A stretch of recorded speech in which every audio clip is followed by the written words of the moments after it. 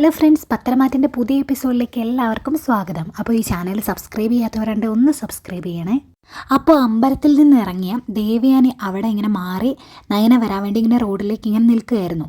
അപ്പോഴേക്കും നയന അങ്ങോട്ട് വരുന്നുണ്ട്. വന്നതേ നയന ആകെ സങ്കടത്തോടെ പറയുന്നുണ്ട്, കണ്ടോ എൻ്റെ അച്ഛനും അമ്മയും സത്യമൊന്നും അറിയാതെ എൻ്റെ ആദർശേട്ടനെ ഒരു തെറ്റും ചെയ്യാതെ എൻ്റെ ആദർശേട്ടനെ കുറ്റപ്പെടുത്തുകയാണ്. അതെനിക്ക് സഹിക്കാൻ പറ്റുന്നില്ല. അതുകൊണ്ട് തന്നെ ഇനിയും കുറ്റപ്പെടുത്തിയിട്ടുണ്ടെങ്കിൽ ഞാൻ സത്യങ്ങളെല്ലാം അവരോട് പറയാൻ പോവുകയാണ് എന്നൊക്കെ ഇങ്ങനെ പറയുമ്പോൾ ദേവയാനി ചോദിക്കുന്നുണ്ട്, അങ്ങനെ സത്യം പറഞ്ഞാലും അവരുടെ സങ്കടം മാറില്ലല്ലോ. ഇപ്പോൾ ആദർശല്ല തെറ്റ് ചെയ്തത് എന്ന് നീ പറഞ്ഞിട്ടുണ്ടെങ്കിൽ ആരാണ് തെറ്റുകാരനെന്ന് പറയേണ്ടി വരും. അതും അവരുടെ മരുമോൻ തന്നെയാണ്. അപ്പോഴും അവർക്ക് വിഷമം തന്നെയല്ലേ. അതുകൊണ്ട് എല്ലാം തുറന്നു പറയുന്നത് കൊണ്ട് അർത്ഥമില്ലല്ലോ എന്നിങ്ങനെ പറയുവാണ്. അന്നേരം നയന പറയുന്നുണ്ട്, അതൊക്കെ ശരിയാണ്, പക്ഷേ ആദർശേട്ടനെ ഇങ്ങനെ കുറ്റപ്പെടുത്തുന്നത് എനിക്ക് സഹിക്കാൻ പറ്റുന്നില്ല എന്ന് പറയുമ്പോൾ ദേവയാനി പറയുന്നുണ്ട്, അങ്ങനെ വിഷമം എനിക്കും തോന്നാറുണ്ട്. കാരണം സത്യങ്ങൾ അറിയാതെ വീട്ടിൽ ജാനകിയും ജലജയും ഒക്കെ എന്തൊക്കെയാണ് പറയാറ്, എന്തൊക്കെ പറഞ്ഞ് കുത്തി നോക്കാറുണ്ട്. അതെല്ലാം സഹിച്ചല്ലേ നമ്മൾ മുന്നോട്ട് പോകുന്നത്. അതുപോലെ നീയും അതുപോലത്തൊക്കെ തന്നെ ഇതങ്ങ് കരുതിയാൽ മതി. ഏതായാലും കാര്യങ്ങളൊക്കെ ഇപ്പോൾ ഇങ്ങനെ തന്നെ മുന്നോട്ട് പോകട്ടെ. ഇനിയും പ്രശ്നങ്ങളാവുകയാണെങ്കിൽ നമുക്കെല്ലാം തുറന്നു പറയാം എന്ന് പറയുമ്പോൾ നയന പറയുന്നുണ്ട്, എൻ്റെ ആദർശേട്ടനെ അച്ഛനും അമ്മയും കുറ്റപ്പെടുത്തുന്നത് എനിക്ക് സഹിക്കാൻ പറ്റില്ല. അതുകൊണ്ട് ഇനി വീട്ടിലോടെ പോകേണ്ടി വരുമ്പോൾ അവർ ആ രീതിയിൽ ആദർശേട്ടനോട് പെരുമാറിയിട്ടുണ്ടെങ്കിൽ എനിക്ക് സഹിക്കാൻ പറ്റാതെ വന്നിട്ടുണ്ടെങ്കിൽ ഞാൻ എല്ലാം വിളിച്ചു പറയും എന്ന് നയന പറയുന്നുണ്ട് കേട്ടോ. പിന്നെ കാണിക്കുന്നത് ജലജയാണ്. ജലജ അമ്പലത്തിൽ ഇങ്ങനെ തൊഴുതുകൊണ്ടിരിക്കുമ്പോൾ തിരുമേനി പ്രസാദം കൊടുക്കാനൊക്കെ ആയിട്ട് ഇങ്ങനെ വരും. അന്നേരം ഒരു 100 രൂപ ഇങ്ങനെ കൊടുത്തിട്ട് അത് 100 രൂപയാണ് എന്ന് പറയാം കേട്ടോ. അപ്പോൾ തിരുമേനി ചോദിക്കുന്നുണ്ട്, അതെന്തിനാ ഇങ്ങനെ എടുത്ത് പറയുന്നത് എന്ന്. എന്നിട്ട് ജലജ ദേവയാനിയുടെ കാര്യങ്ങളൊക്കെ ഇങ്ങനെ ചോദിക്കുന്നുണ്ട്.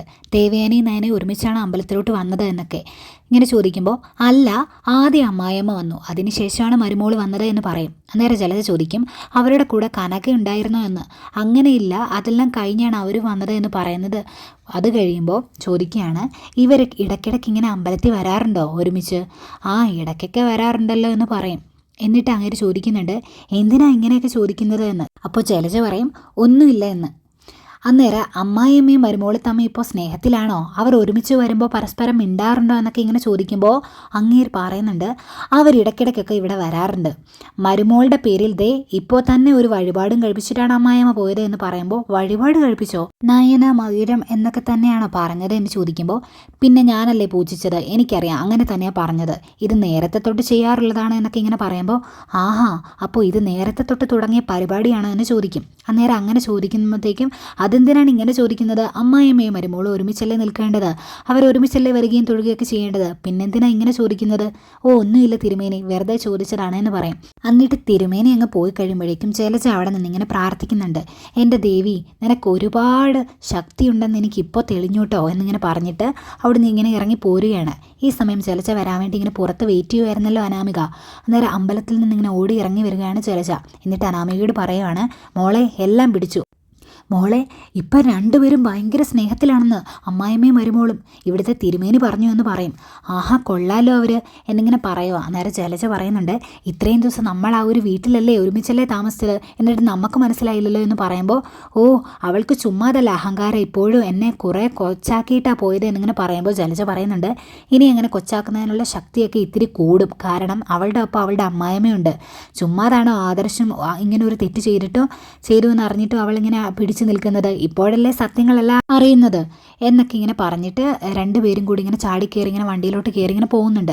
ഇനി ബാക്കി അംഗം വീട്ടിൽ ചെന്നിട്ടായിരിക്കും പിന്നെ കാണിക്കുന്നത് മുത്തശ്ശിയും മുത്തശ്ശനെയാണ്. രണ്ടുപേരോട് ഇങ്ങനെ അനിയുടെ കാര്യം സംസാരിക്കുക കേട്ടോ. അവർ തമ്മിലുള്ള അനാമികയും അനിയും തമ്മിലുള്ള ജീവിതം നല്ല രീതിയിൽ നല്ല മുമ്പോട്ട് പോകുന്നത്, അങ്ങനെയൊന്നും പോയാൽ പറ്റില്ല എന്നൊക്കെ ഇങ്ങനെ മുത്തശ്ശൻ ഇങ്ങനെ മുത്തശ്ശിയോട് പറയുന്നുണ്ട്. ഞാൻ പലതവണ അവനോട് കാര്യങ്ങളെല്ലാം പറഞ്ഞു കൊടുത്തതാണ്. അന്നേരം എൻ്റെ മുമ്പിലിരുന്ന് അവൻ കരയുവാണ് ചെയ്തത്. പിന്നെ ആദർശനോടും ജയനോടും അജയനോടും ഒക്കെ ഞാൻ പറഞ്ഞിട്ടുണ്ട്, അവർ തമ്മിലുള്ള പ്രശ്നങ്ങൾ ബന്ധുക്കളിലേക്ക് എത്താതെ നോക്കണമെന്ന്. ശരിയാകുമായിരിക്കും എന്നൊക്കെ ഇങ്ങനെ പറഞ്ഞുകൊണ്ടിരിക്കുന്ന സമയത്ത് അങ്ങോട്ടേക്ക് നവ്യ വരും. എന്നിട്ട് പറയും, മുത്തശ്ശ, എനിക്ക് മുത്തശ്ശനോട് കാര്യം പറയാനുണ്ട് എന്ന് പറയുമ്പോൾ, എന്താ, വല്ല പരാതിയാണോ എന്ന് ചോദിക്കുമ്പോൾ, പരാതിയൊന്നുമല്ല, എനിക്ക് പറയാനുള്ളത് മുത്തശ്ശന് ഇതിനു മുമ്പ് പറഞ്ഞ കാര്യം തന്നെയാണ്. അബിക്കൊരു ബ്രാഞ്ചിൻ്റെ ചുമതല കൊടുക്കുക എന്ന് പറഞ്ഞായിരുന്നല്ലോ, എന്നിട്ട് അത് ഇതുവരെ ഒന്നും ആയില്ലേ?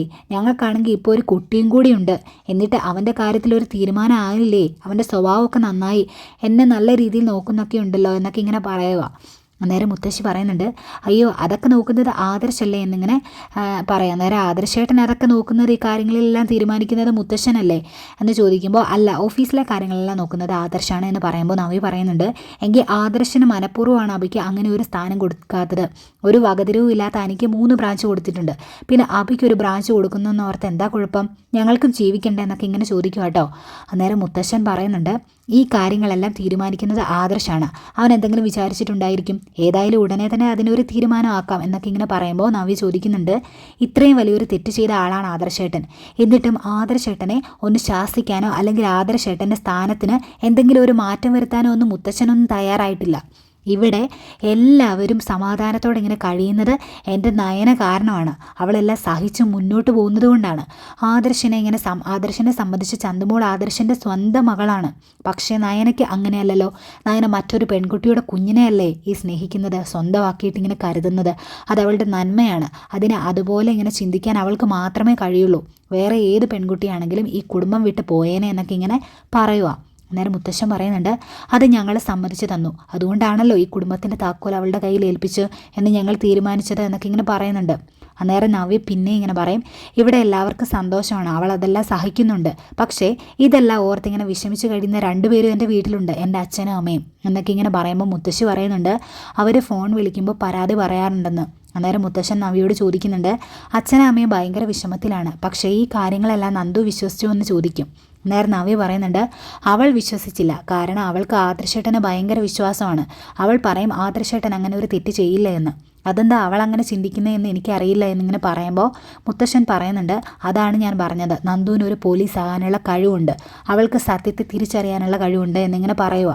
അന്നേരം നവ്യ ചോദിക്കും, അതെന്താ മുത്തശ്ശ അങ്ങനെ പറഞ്ഞത് എന്ന്. അന്നേരം മുത്തശ്ശൻ ഇങ്ങനെ പറയുവാണ്, എന്നോട് അങ്ങനെ ഒരു ചോദ്യം മോള് ചോദിക്കേണ്ട, സത്യം എന്താണെന്ന് മോള് തന്നെ കണ്ടെത്തിയാൽ മതി എന്നിങ്ങനെ പറയും. എന്നിട്ട് പറയുന്നുണ്ട്, ഇനിയിപ്പോൾ മോൾ അതിൻ്റെ പുറകെ ഒന്നും പോകണ്ട, മോൾക്ക് വേണ്ടത് അബിക്ക് ഒരു സ്ഥാനം കൊടുക്കുക എന്നുള്ളതല്ലേ, അതിനെപ്പറ്റി ആലോചിക്കാം, മോള് ചെല്ല എന്നിങ്ങനെ പറയുമ്പോൾ ആയിക്കോട്ടെ മുത്തശ്ശ എന്നിങ്ങനെ പറഞ്ഞിട്ട് നവ്യ അങ്ങോട്ട് പോവുകയാണ്. പോയി കഴിയുമ്പോൾ മുത്തശ്ശി പറയുന്നുണ്ട്, മോളെ ചതിക്കുകയാണ് അബി, എന്നറിയാതെ മോളിങ്ങനെ ഒരുപാട് അവനെ സ്നേഹിക്കുന്നുണ്ട് എന്ന്.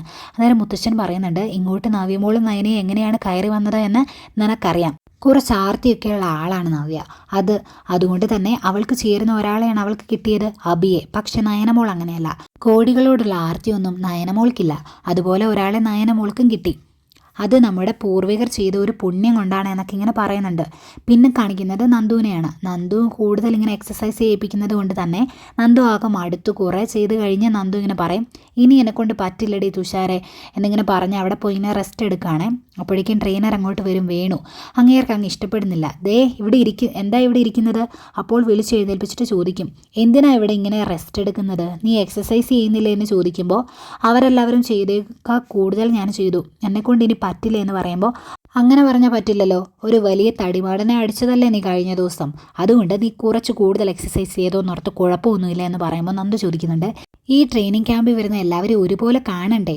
അന്നേരം അങ്ങനെയൊന്നുമല്ല, അങ്ങനെ എല്ലാവരും ഒരുപോലെ കാണണമെന്നുമില്ല, അതിനൊക്കെ ഒരു രീതിയുണ്ട്. അവിടെ നീ വന്നേ, ഇന്നിപ്പോൾ ഗ്രൗണ്ടിലല്ല, നമുക്ക് പുറത്തിറങ്ങി എക്സസൈസ് ചെയ്യണം, ഇന്നൊരു 4 കിലോമീറ്റർ നടക്കണം, നിങ്ങൾ ഡ്യൂട്ടിക്ക് പോകുമ്പോൾ ഒരുപാട് സമയം വെയിലത്ത് നടക്കേണ്ടിയൊക്കെ വരും, അതിനു വേണ്ടിയാണ് എന്ന് പറയുമ്പോൾ ആകെ പറ്റില്ല കേട്ടോ നന്ദുവിന്.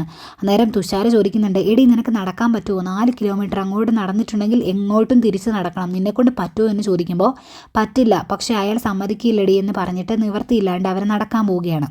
അപ്പോൾ ഇയാൾ ഇങ്ങനെ മനസ്സിൽ ഓർക്കുന്നുണ്ട് കേട്ടോ, എടി നിന്നെ ഞാൻ ശരിയാക്കി തരാം, നീ തല്ലിയവൻ്റെ വേദന എനിക്ക് ഇതുവരെ മാറിയിട്ടില്ല, അതുകൊണ്ട് തന്നെ നിന്നെ ഞാൻ ഇവിടുന്ന് പുകച്ച് പുറത്തേ അടിക്കും എന്നാൽ ട്രെയിനർ ഇങ്ങനെ മനസ്സിലോർക്കുന്നുണ്ട്.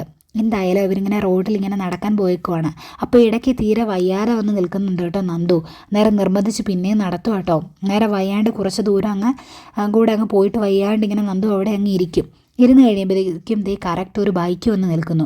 അതിൽ ഹെൽമെറ്റ് ഊരി കഴിയുമ്പോൾ അത് അനിയാണ്. അപ്പോഴേക്കും നന്ദുവിനാകെ ടെൻഷൻ. ഇതെന്താ അനി, നീ ഇങ്ങോട്ട് വന്നത്, എന്നെ ദ്രോഹിക്കാനാണ് എന്നൊക്കെ ഇങ്ങനെ പറഞ്ഞ് പേടിച്ചിങ്ങനെ വേണുവിനെ നോക്കുക കേട്ടോ. അങ്ങനെ ഫ്രണ്ടിലോട്ട് നടന്നു പോയിക്കൊണ്ടിരിക്കുകയാണല്ലോ. അന്നേരം എന്താ നന്ദു, നീ അങ്ങ് ആകെ ക്ഷീണിച്ചിരിക്കുകയാണല്ലോ എന്നൊക്കെ ഇങ്ങനെ ചോദിക്കുമ്പോൾ അതൊക്കെ കുഴപ്പമില്ല, നീ പോ എന്നിങ്ങനെ പറയുക. അന്നേരം ട്രെയിനർ ഇത് കാണുവേ, ഇവർ രണ്ടുപേരോട് ഇങ്ങനെ സംസാരിക്കുന്നത്. അപ്പോഴേക്കും അങ്ങേരിങ്ങനെ തിരിച്ചു വരും. എന്നിട്ട് ചോദിക്കും, ഇതാരാ പുറത്തിറങ്ങി എക്സസൈസ് ചെയ്യിപ്പിക്കാൻ ഇറങ്ങിയുള്ളൂ, അന്നേരേക്കും കണ്ടവരോടൊക്കെ ഇങ്ങനെ വർത്തമാനം പറഞ്ഞുകൊണ്ട് നിൽക്കുവാണോ, ഇവൻ ആരാ എന്ന് ചോദിക്കും. അന്നേരം ഇതെൻ്റെ ഒരു റിലേറ്റീവ് ആണെന്ന് പറയും. അന്നേരം അങ്ങേരും ഇങ്ങനെ മനസ്സിൽ ഓർക്കുന്നുണ്ട് കേട്ടോ, ഇവനായിരിക്കും മിക്കവാറും വേണു പറഞ്ഞ തലതെറിച്ച് ചെറുക്കൻ, ഇങ്ങനെ മനസ്സിൽ ഓർക്കുന്നുണ്ട്. എന്നിട്ട് അനിയോട് പേര് ചോദിക്കും. അന്നേരം എൻ്റെ പേര് അനി എന്നാണെന്ന് പറയും. അങ്ങേർക്ക് കാര്യങ്ങൾ മനസ്സിലാകും. അന്നേരം എനിക്കിനി പറ്റില്ല സാറെന്ന് പറയാട്ടോ നന്ദു ട്രെയിനറിനോട്. അന്നേരം ഈ നന്ദുവിൻ്റെ വയ്യായ്കയൊക്കെ കാണുമ്പോൾ അനി പറയുന്നുണ്ട്, നന്ദുവിന് തീരെ പറ്റില്ല സാറെന്ന് പറയുമ്പോൾ, ആണോ പറ്റില്ലേ, എന്നാൽ നീ വീട്ടിൽ കൊണ്ടുപോയി അവളുടെ ക്ഷീണം അങ്ങ് മാറ്റ്, ഇങ്ങനെ പോയി ഇങ്ങനെയൊന്നും പറ്റില്ലെങ്കിൽ അങ്ങ് വീട്ടിൽ പോയി ഇരുന്നാൽ മതി, നിൻ്റെ വിധി നീ തന്നെ മിക്കവാറും തീരുമാനിക്കേണ്ടി വരും, മര്യാദയ്ക്ക് നടക്കുക എന്ന് പറഞ്ഞ് അങ്ങനെ നിർബന്ധിച്ച് കൂട്ടിക്കൊണ്ട് പോവുകയാണ് കേട്ടോ നന്ദുവിന് തീരെ പറ്റില്ല കേട്ടോ. നന്ദു ഇങ്ങനെ ഫ്രണ്ടിലോട്ട് ഇങ്ങനെ നടന്നു പോകുന്നതിനിടയ്ക്ക് ഇങ്ങനെ വളരെ വിഷമിച്ച് സങ്കടത്തോടെ ഇങ്ങനെ അനിയെ തിരിഞ്ഞ് നോക്കുന്നുണ്ട്. അന്നേരം അനി ഇങ്ങനെ മനസ്സിലോർക്കുന്നുണ്ട്, ഇവൾക്ക് ഇവിടെ ഇത്രയും കഷ്ടപ്പാടായിരുന്നു എന്നൊക്കെ. ഇങ്ങനെ ഏതായാലും വിഷമിച്ചിങ്ങനെ മുന്നോട്ട് നടന്നു പോകുമ്പോഴേക്കും വിഷമത്തോടെ ഇങ്ങനെ തിരിഞ്ഞു നോക്കുന്ന നന്ദുവിനെയും അതുപോലെ നോക്കി നിൽക്കുന്ന അനിയും കാണിച്ചുകൊണ്ടാണ് ഇന്നത്തെ എപ്പിസോഡ് വൈൻഡപ്പ് ചെയ്യുന്നത്. അപ്പോൾ ഈ ചാനൽ ഇഷ്ടപ്പെട്ടാൽ സബ്സ്ക്രൈബ് ചെയ്യാൻ അതുപോലെ ലൈക്ക് ചെയ്യാനും മറക്കരുത്. അപ്പോൾ ഓക്കെ, ബൈ ബൈ.